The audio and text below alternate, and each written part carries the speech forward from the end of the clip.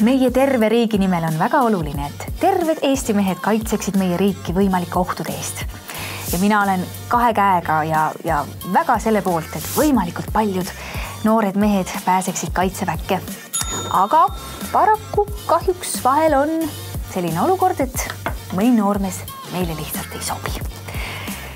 On siin seal üht koma teist viga ja siis ongi see hetk, kui mina pean väga raskes südame ja käega kirjutama alla tõendile, et paraku sellel noormehel ei ole seda au ja rõõmu minna kaitseväkke ja teenida meie riiki.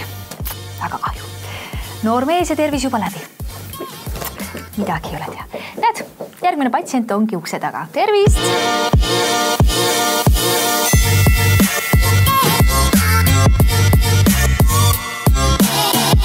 Ats jalakas ja kaitseväkke minek. No nii, vaatame sinu siis üle.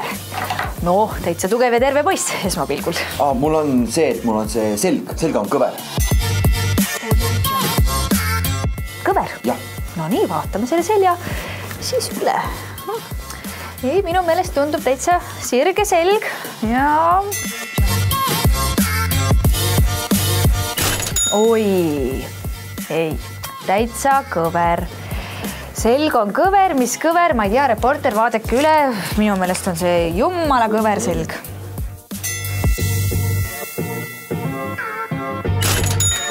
Kõver, mis kõver, siia ma kirjutan siis skolio. Aga samas, seljakõverusega vabastus, ma ei tea.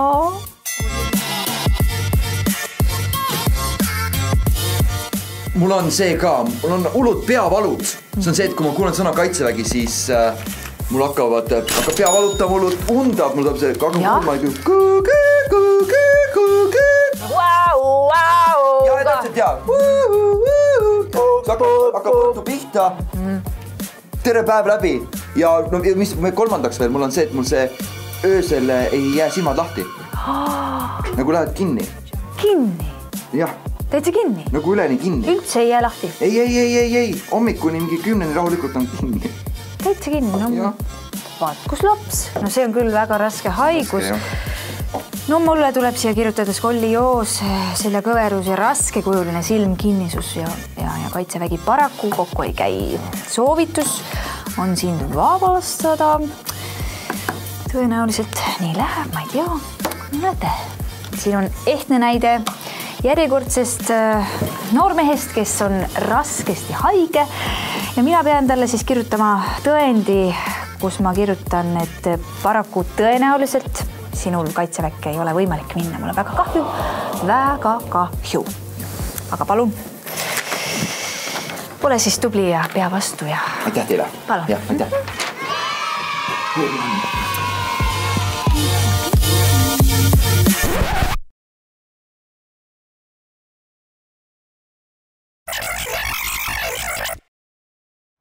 Kaitseväe kohustus on maksimaalselt 11 kuud ja seda reeglina ajal, kui sul, noorel inimesel, on kogu tulevik ukse ees. Kas sa tead, millega sa riskid, kui oled otsustanud pettusega kaitseväest hoiduda? Kõik sinu valed võivad sulle hiljem suure karuteene teha, isegi siis, kui sa nendega otseselt vahele ei jää. Näiteks rõhudes nõrgale vaimsele tervisele, kui sa seda tegelikult ei ole, läheb see sulle digiloosse kirja. See võib saada takistuseks autojuhi lubade saamisel või kandideerimisel teatud töökohtadele, mis nõuavad stabiilset ja tugevat närvikava. Lisaks toob kaitseväest kõrvale hoidumine kaasa karistused, mis võib veel paljud uksed juba varakult sulgeda.